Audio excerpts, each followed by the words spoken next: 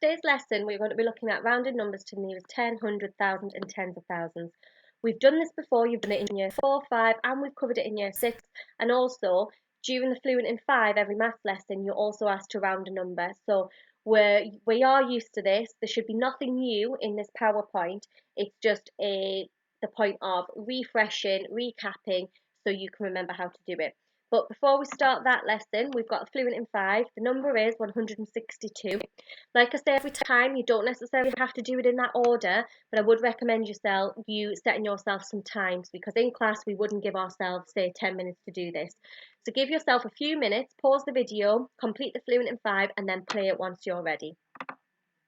So to begin with, looking at rounding numbers to the nearest 10. So the number 456, one way that you could help yourself is the number in the hundreds column, the 4, you could forget about for now, so pretend that isn't there. And you could draw yourself a number line and you could write 50 one end and 60 the other end, because we're rounding to the nearest 10. In the middle, we know is 55. So you've got to ask yourself, where would 56 go on this number line? We know it would go about here, therefore it's closest to 60. So the answer would be 460 when you round to the nearest 10. The next one, there's numbers exactly the same, but you round to the nearest 100, so you're looking at all the digits, but you can still use your number line. So you could have 400 one end. Some people might not need to use the number line, but sometimes it visually helps others.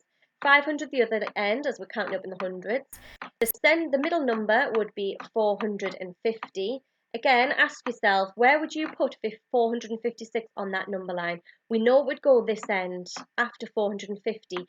Therefore, this number rounded to the nearest 100 would be 500. That's what's closest to on the number line. Looking at bigger numbers now, but still rounded to the nearest 10, you've got the number 6,782.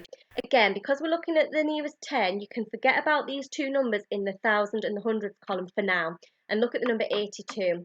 Draw that number line, you would have 81 end, and you would have 90 the other end. In the middle, we know would be 85.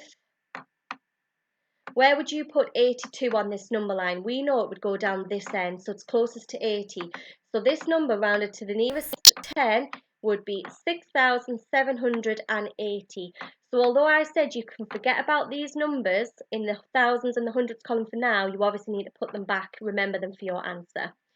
Same number again, rounded to the nearest thousands. This time we're looking at all the digits. So do your number line. This time you would have 6,000 one end, and you would have 7,000 the other end. The middle number would be 6,500, and then again ask yourself, where would you put 6,782 on this number line?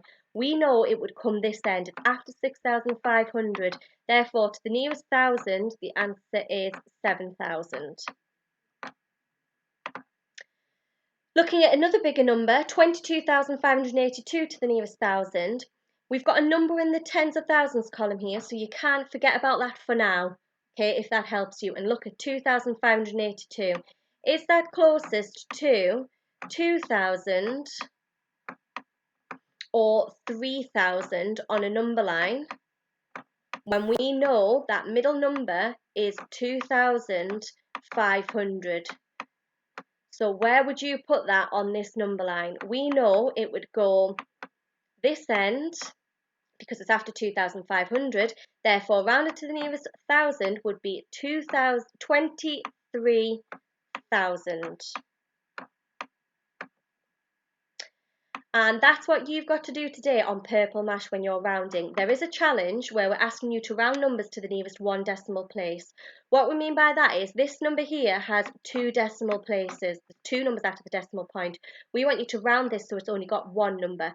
So you've got to think of this. Is this closest, the 27, is it closest to 20 or 30 on a number line? Because it's closest to the 30, this would be rounded to 1.3 with only 1 number after the decimal point. This one, can you round this number to the nearest whole number? Well, this obviously isn't a whole number because it's got a decimal point. So on that number line, you've got to think, is 3.4 closest to 3 or is it closest to 4? Remember, the middle is 3.5. So where would you place 3.4 on that number line? It would go on this end of the number line. Therefore, rounded to the nearest whole number would be 3. Okay, so that is your challenge. If you get onto the challenge, great. And obviously try your hardest with it. You can look back through this video to support you with your learning as you go along, and I will mark it once you submit it on Purple Mash.